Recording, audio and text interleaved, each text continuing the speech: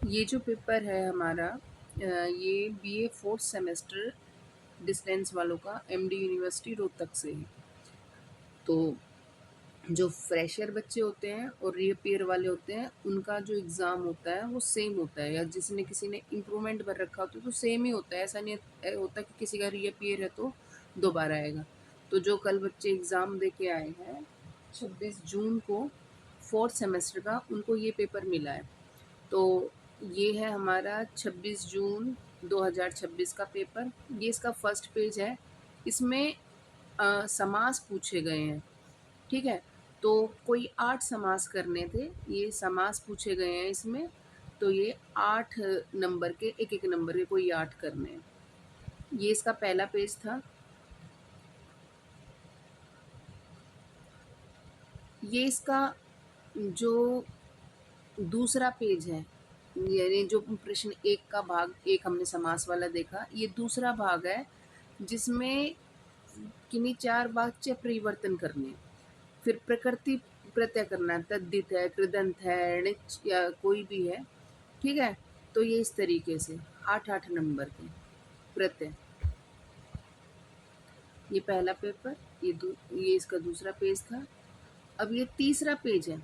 पहले क्या होता था, एक माहेश्वर सूत्र के नाम से पिछले जो सेमेस्टर में फोर्थ सेमेस्टर के एग्ज़ाम जब हुए थे पिछले साल, तो वहाँ पे माहेश्वर सूत्र आया था जिसमें हम अच और हल ये व्यंजन करते हैं, ठीक है? और कहीं भी इज़िली अवेलेबल हो जाता है, वो भी मेरे ख़्याल से 8 या 16 नंबर का आता है कई बार जब आता है। अब उसकी जगह ये था हमारा ये संज्ञा सूत्र दिए गए थे, ठीक है? उसके बाद हमारे आसान-आसान, सरल-सरल से संस्कृत में अनुवाद होता है, कोई 8 करने थे। ये तीसरा पेज है और ये चौथा पेज है, इसमें बचे हुए अनुवाद हैं। ये एक पेपर खत्म हो गया यहाँ पे। ये 26 जून 2026 का फोर्थ सेमेस्टर का डिस्टेंस का संस्कृत इलेक्टिव का पेपर है। इलेक्टिव और कोर में फ़र्क होता है। कई बार संस्कृत के पेपर मिलते नहीं, इसलिए आपके साथ शेयर किया जा रहा है।